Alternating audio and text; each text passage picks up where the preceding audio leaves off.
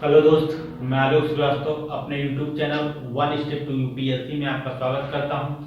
मेरे दोस्त, मैंने अपने पिछले लेक्चर्स में डिस्कस कर चुके हैं कि हम यूपीएससी और स्टेट पीसीएस के क्वेश्चन को कैसे टेकल करें। में हमने आपसे बात किया था कि हम यूपीएससी और स्टेट पीसीएस के क्वेश्चन, प्रीवियस ईयर के क्वेश्चन को देखेंगे कि उनकी क्या प्रकृति रहा है, क्या नेचर है, कैसे क्वेश्चन पूछे जा रहे हैं, किस चैप्टर से कितने क्वेश्चन पूछे जा रहे हैं, तो राष्ट्रीय आय से अभी तक कितने क्वेश्चन पूछे गए। मेरे दोस्त, अभी हम राष्ट्रीय आय चैप्टर से हम क्वेश्चन कर रहे हैं।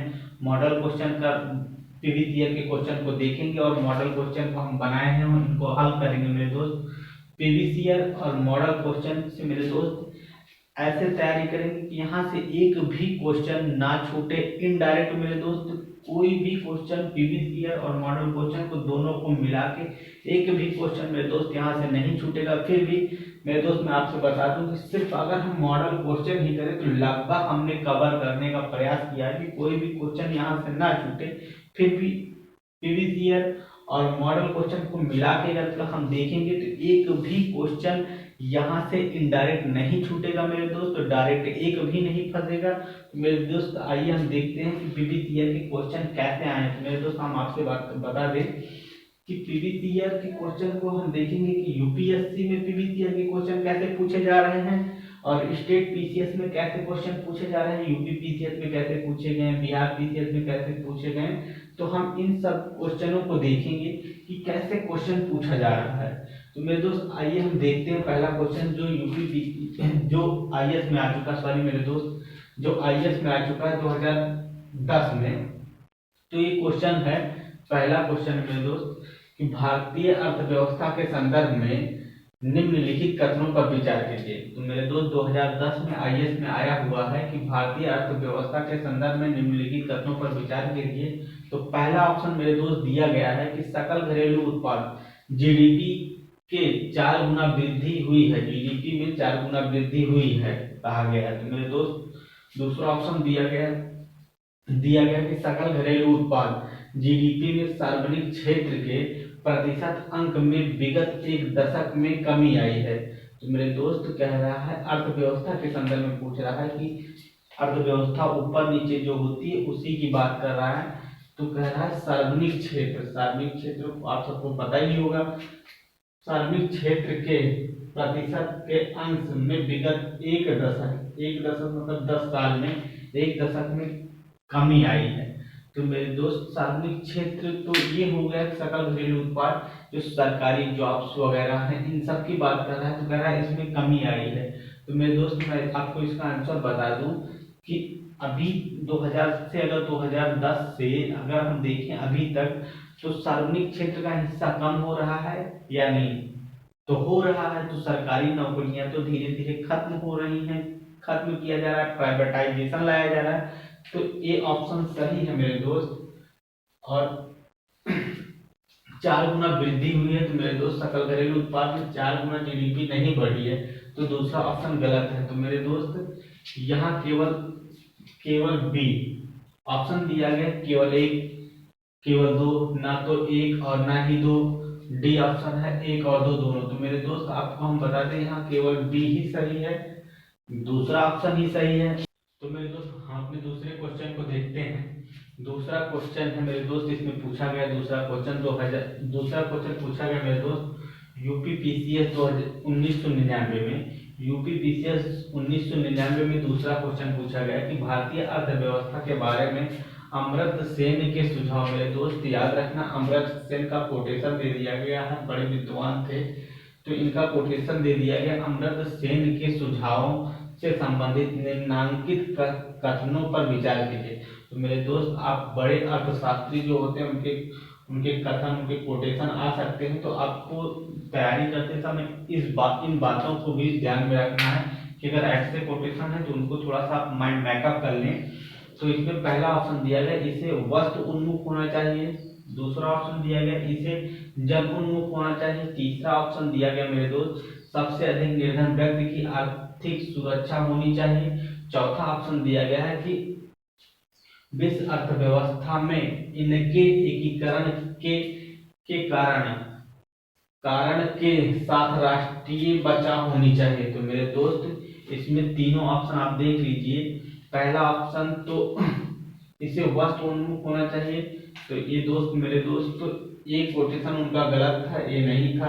तो इसमें दूसरा ऑप्शन दिया गया है, क्वेश्चन को हम सॉल्व कर रहे हैं मेरे दोस्त, देखते हैं। दूसरा ऑप्शन दिया गया इसे जन उन्मुख होना चाहिए, ये ऑप्शन सही है। तीसरा ऑप्शन दिया गया मेरे दोस्त सबसे अधिक निर्धन व्यक्तियों की आर्थिक सुरक्षा होना चाहिए, ये भी ऑप्शन सही है। विश्व अर्थव्यवस्था में इसके एकीकरण के कारण के साथ राष्ट्रीय बचाव होनी चाहिए। तो मेरे दोस्त ऑप्शन जो क्वेश्चन दिया गया इन तीनों को सही माना गया है, तो मेरे दोस्त बी ऑप्शन सही है। उसके बाद देखते हैं बिहार में पूछा गया क्वेश्चन, मेरे दोस्त लिख नहीं पाए हैं, इसको भूल गए हैं। भारत में राष्ट्रीय आय का आंकड़ा निम्नलिखित में से कौन सा कार्यालय या संस्था जारी करती है। तो मेरे दोस्त ये क्वेश्चन हम आपको अगले वीडियो में करवा चुके हैं कि ये क्वेश्चन देखिए फिर रिपीट हो रहा है। ये क्वेश्चन बिहार में पूछा गया, ये एमपीपीसीएस का क्वेश्चन है मेरे दोस्त, बिहार का नहीं है, एमपीपीसीएस का क्वेश्चन है, रिपीट होता है मेरे दोस्त। आप एक देख लीजिए, उस दिन हम आपको दिखाए थे कि बिहार पीसीएस में क्वेश्चन पूछा गया था, रिपीट सेम क्वेश्चन, और यूपी पीसीएस में भी पूछा गया, एमपी पीसीएस में पूछा गया। तो मेरे दोस्त देख लीजिए क्वेश्चन रिपीट होते हैं। आप पीवीसीएस के क्वेश्चन को काफी अच्छे ढंग से 2-3 बार हल कर लें तो कुछ नहीं तो इनडायरेक्ट आपको 15 से 20 क्वेश्चन तो फंसा ही देगा। अगर सारे सिलेबस को पॉलिटी, हिस्ट्री, इकोनॉमिक, ज्योग्राफी अगर इन सबको कर लिया जाए पीवीसीआर के क्वेश्चन को, तो 15 से 20 क्वेश्चन तो इनडायरेक्ट वहां से फंस जाएगा पीवीसीआर के क्वेश्चन से ही। तो मेरे दोस्त देखिए, आपको अगर स्टेट पीसीएस देखे तो लगभग इतना फंस ही सकता है। यूपीएससी को भी देखते हैं तो 10 से क्वेश्चन कम नहीं फंसेगा। अगर पीवीसीआर के क्वेश्चन को हम देखें, हर साल देखते हैं, देख रहे हैं हम, क्वेश्चन बनाते समय हम ध्यान देते हैं कि ऐसे क्वेश्चन जो रिपीट हो रहे हैं कहाँ कहाँ, हम जहाँ जहाँ हम रिपीट होगा हम आपको दिखाने का प्रयास करेंगे। देखिए यहाँ रिपीट हो रहा है, तो एक क्वेश्चन मेरे दोस्त रिपीट हुआ है, एमपीपीसीएस का क्वेश्चन है। भारत में राष्ट्रीय आय का आंकड़ा निम्नलिखित में से कौन सा कार्यालय या संस्था जारी करती है। मेरे दोस्त आपको पता ही है, सीएसओ इसके आंकड़ा जारी करता है उसके। तो मेरे दोस्त अब देखिए चौथा क्वेश्चन, लास्ट क्वेश्चन चलते हैं, जो पूछा गया है 2014 में, यूपीपीसीएस 2014 में पूछा गया है। 2014 में पूछा गया यूपीपीसीएस में कि वित्तीय वर्ष 2013-14 में 2013-14 में भारतीय आर्थिक समृद्धि दर थी लगभग 8%, 7%। पहला ऑप्शन 8%, दूसरा ऑप्शन 7%, तीसरा ऑप्शन सी ऑप्शन दिया गया 6% और डी ऑप्शन दिया गया 5%। तो मेरे दोस्त आर्थिक समृद्धि दर लगभग 5% बढ़ा था। तो ये देख लीजिए आर्थिक समृद्धि दर 5% यहाँ आंसर सही दिया गया है। तो आइए मेरे दोस्त इसके बाद हम चलते हैं अपने मॉडल क्वेश्चन पे। मॉडल क्वेश्चन को हल करने का प्रयास करेंगे। मेरे दोस्त हमने क्वेश्चन को बनाने का प्रयास किया कि टर्मिनोलॉजी से जितने भी क्वेश्चन आते हैं एक भी ना हमसे छूटे, इसलिए हम सबसे पहले टर्मिनोलॉजी को फोकस कर रहे हैं। तो एक बार इस क्वेश्चन को हम करवा चुके हैं, इस टाइप के क्वेश्चन को। तो आइए देखते हैं, संभाव्य सकल घरेलू उत्पाद पीजीडीपी के संदर्भ में निम्नलिखित में से कौन सा से सही है। तो मेरे दोस्त एक बार इस क्वेश्चन को आप पढ़िए बड़े अच्छे से ही, हम आपको बता भी रहे हैं। पहला ऑप्शन दिया गया है कि एक सैद्धांतिक अवधारणा है, दूसरा ऑप्शन दिया कि उत्पादन के मूल्यों का एक अनुमान है, उत्पादन के मूल्यों का एक अनुमान है कि अर्थव्यवस्था उत्पादन करेगी यदि श्रम और पूंजी को उसकी निम्न टिकाऊ दरों पर नियोजित किया गया हो। पहला दूसरा ऑप्शन हो गया मेरे दोस्त। तीसरा ऑप्शन हम देखते हैं कि अर्थव्यवस्था उत्पादन करेगी यदि श्रम और पूंजी को उसकी अधिकतम टिकाऊ दरों पर नियोजित किया गया हो। तीसरा ऑप्शन फिर मेरे दोस्त एक बार हम रिपीट कर दे रहे हैं कि अर्थव्यवस्था उत्पादन करेगी यदि श्रम और पूंजी को उनकी अधिकतम टिकाऊ दरों पर नियोजित किया गया हो। मेरे दोस्त इस क्वेश्चन का आंसर ऑप्शन दिया गया है केवल एक, दूसरा ऑप्शन दिया गया है केवल 2, तीसरा ऑप्शन दिया गया है 1 और 2, डी ऑप्शन, चौथा ऑप्शन दिया गया है डी ऑप्शन है 1 और 3।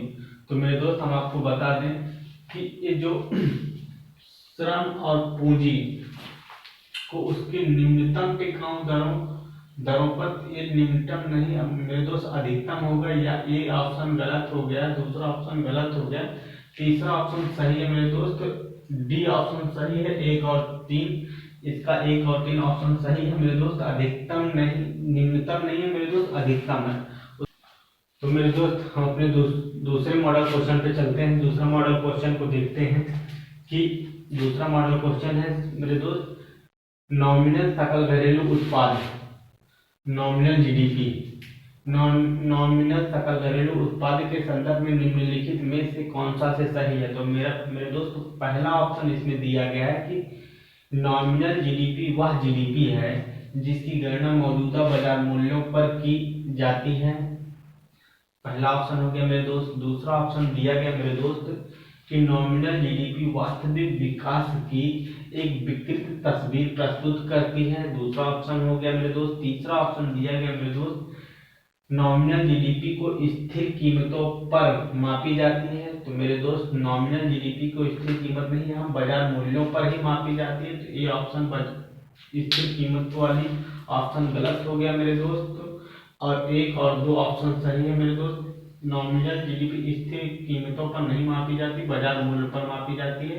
तो ये तीसरा ऑप्शन गलत हो गया। तो आपका 1 और 2 ऑप्शन सही है मेरे दोस्त, इसमें 1 और 2 सी ऑप्शन सही है मेरे दोस्त इसमें। उसके बाद मेरे दोस्त अपने तीसरे क्वेश्चन पे चलते हैं। नॉमिनल या नाम मात्र, नॉमिनल जीडीपी को ही नाम मात्र भी बोला जाता है। नॉमिनल सकल घरेलू उत्पाद नॉमिनल जीडीपी के संदर्भ में निम्नलिखित कथनों पर विचार कीजिए। एक बार मेरे दोस्त क्वेश्चन को फिर से रिपीट कर दे रहे हैं कि नॉमिनल सकल घरेलू उत्पाद के संदर्भ में निम्नलिखित कथनों पर विचार कीजिए। तो पहला ऑप्शन मेरे दोस्त दिया गया कि नॉमिनल जीडीपी बाजार मूल्यों में उन सभी परिवर्तनों को शामिल करेगा जो चालू वर्ष के दौरान मुद्रास्फीति अस्फीति के कारण हुआ है। ठीक मेरे दोस्त। दूसरा ऑप्शन दिया गया है कि नॉमिनल जीडीपी को मौजूदा कीमतों पर मापी जाती है। नॉमिनल जीडीपी को मौजूदा कीमतों पर मापी जाती है। उसके बाद मेरे दोस्त तीसरा ऑप्शन दिया गया है कि नॉमिनल जीडीपी बढ़ने से कीमतों में बढ़ोतरी हो सकती है, ना कि उत्पादन वस्तुओं और सेवाओं की संरचना में वृद्धि। तो मेरे दोस्त इस क्वेश्चन का आंसर हम ढूंढने का प्रयास करते हैं। तो मेरे दोस्त दूसरा ऑप्शन देखिए, नॉमिनल जीडीपी को मौजूदा कीमतों पर मापी जाती है। मेरे दोस्त मौजूदा कीमत तो होता ही है, पर बाजार मूल्य पर मापी जाती है, बाजार मूल्यों पर मापी जाती है, मौजूदा बाजार मूल्यों पर मापी जाती है। तो दूसरा ऑप्शन गलत हो गया। अब बचा आपका 2 और 1 और 3। तो मेरे दोस्त 1 और 3 सही है, सी ऑप्शन सही है। ऑप्शन दिया गया था केवल 1, केवल 2, 1 और 3 उपरोक्त सभी। तो आपका 1 और 3 ऑप्शन सही है मेरे दोस्त। अपने अगले क्वेश्चन को देखते हैं। अगला क्वेश्चन है स्थिर मूल्य के संदर्भ में निम्नलिखित कथनों पर विचार कीजिए। स्थिर मूल्य के संदर्भ में निम्नलिखित कथनों पर विचार कीजिए। स्थिर मूल्य वस्तुओं और सेवाओं का मूल्यांकन आधार वर्ष मूल्य पर किया जाता है। पहला ऑप्शन हो गया मेरे दोस्त। दूसरा ऑप्शन मेरे दोस्त है स्थिर मूल्य पर जीडीपी हमें वास्तविक जीडीपी देती है। दूसरा ऑप्शन हो गया मेरे दोस्त। तीसरा ऑप्शन दिया गया मेरे दोस्त आर्थिक विकास का अनुमान लगाने में उपयोग किया जाता है। तीसरा ऑप्शन हो गया मेरे दोस्त। चौथा ऑप्शन दिया गया स्थिर मूल्य पर जीडीपी हमें नॉमिनल जीडीपी देती है। तो मेरे दोस्त 4 ऑप्शन है, आप करने का प्रयास करिए। पहले हम आपको इसका आंसर बता दें।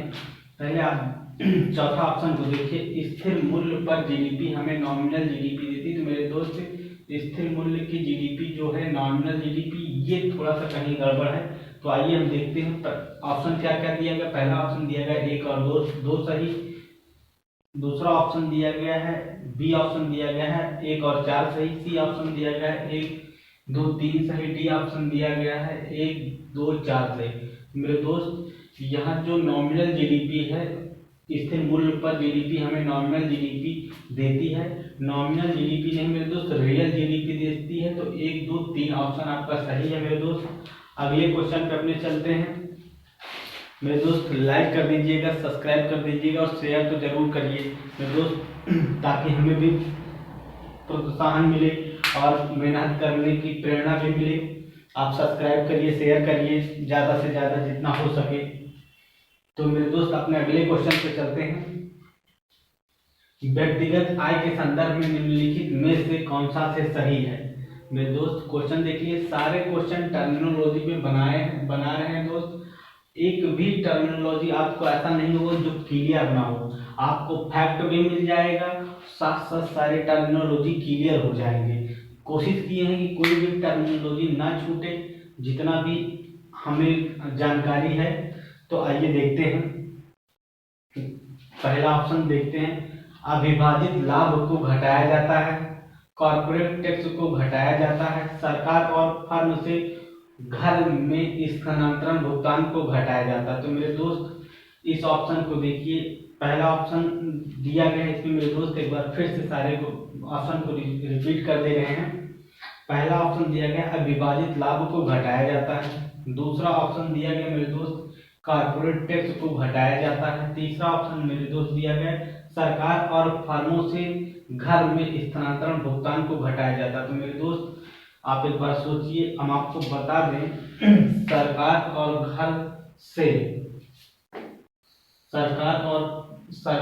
फर्म से घर में स्थानांतरण भुगतान को घटाया जाता है। तो मेरे दोस्त घटाया नहीं जाता, जोड़ा जाता है। तो ये ऑप्शन आपका गलत हो गया, बाकी दो ऑप्शन सही हैं। केवल एक दिया गया है ऑप्शन में, ए ऑप्शन दिया गया केवल एक, बी ऑप्शन दिया गया केवल 2, सी ऑप्शन दिया गया है 1 और 3, डी ऑप्शन दिया गया है 1 और 2। तो मेरे दोस्त 1 और 2 सही है, डी ऑप्शन सही है। उसके बाद हम अपने तीसरे क्वेश्चन पे चलते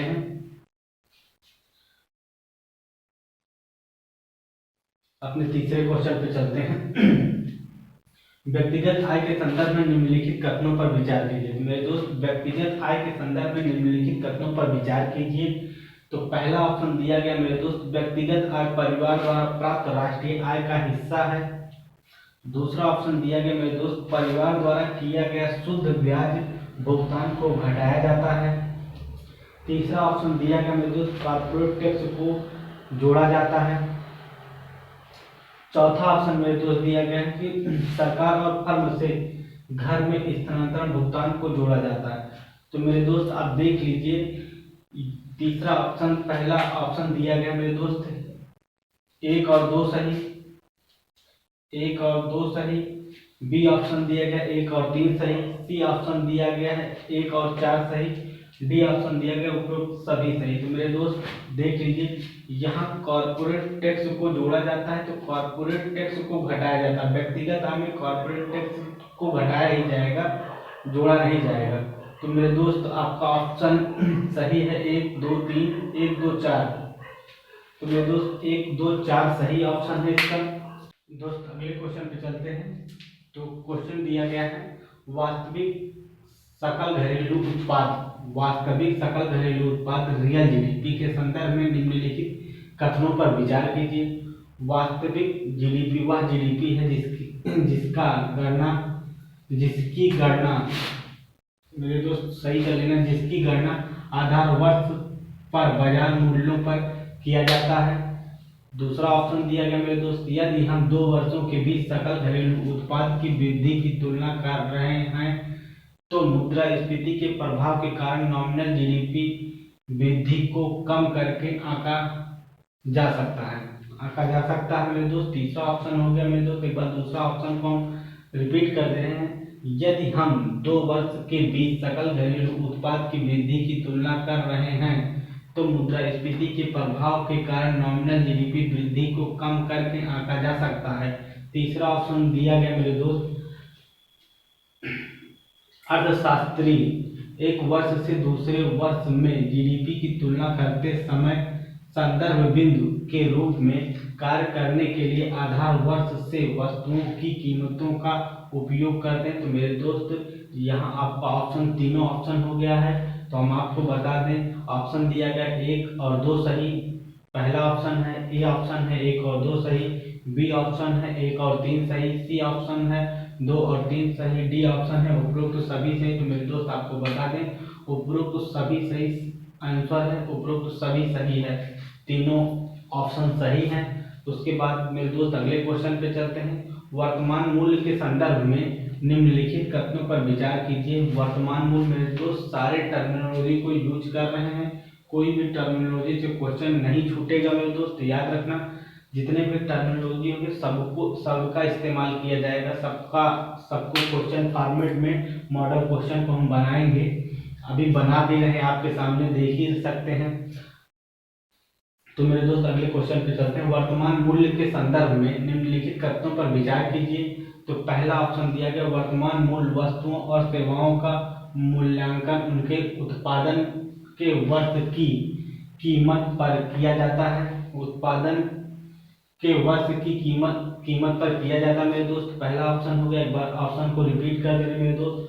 वर्तमान मूल्य वस्तुओं और सेवाओं का मूल्यांकन उनके उत्पादन के वर्ष की कीमत पर किया जाता है। दूसरा ऑप्शन मेरे दोस्त हो गया, वास्तविक लेन देन को मापने के लिए उपयोग किया जाता है। तीसरा ऑप्शन मेरे दोस्त है, वास्तविक लेन देन को मापने के लिए उपयोग नहीं किया जाता। चौथा ऑप्शन मेरे दोस्त दिया गया है, वर्तमान मूल्य पर जीडीपी हमें नॉमिनल जीडीपी देती है। तो मेरे दोस्त आप देख लीजिए, यहाँ तीसरा ऑप्शन को देखिए। पहले हम आपको बता दें कि ऑप्शन क्या दिया गया। पहला ऑप्शन दिया गया 1 और 2 सही। ए ऑप्शन दिया गया 1 और 2। बी ऑप्शन दिया गया 2 और 4। सी ऑप्शन दिया गया 1 2 3। डी ऑप्शन दिया गया 1 2 4।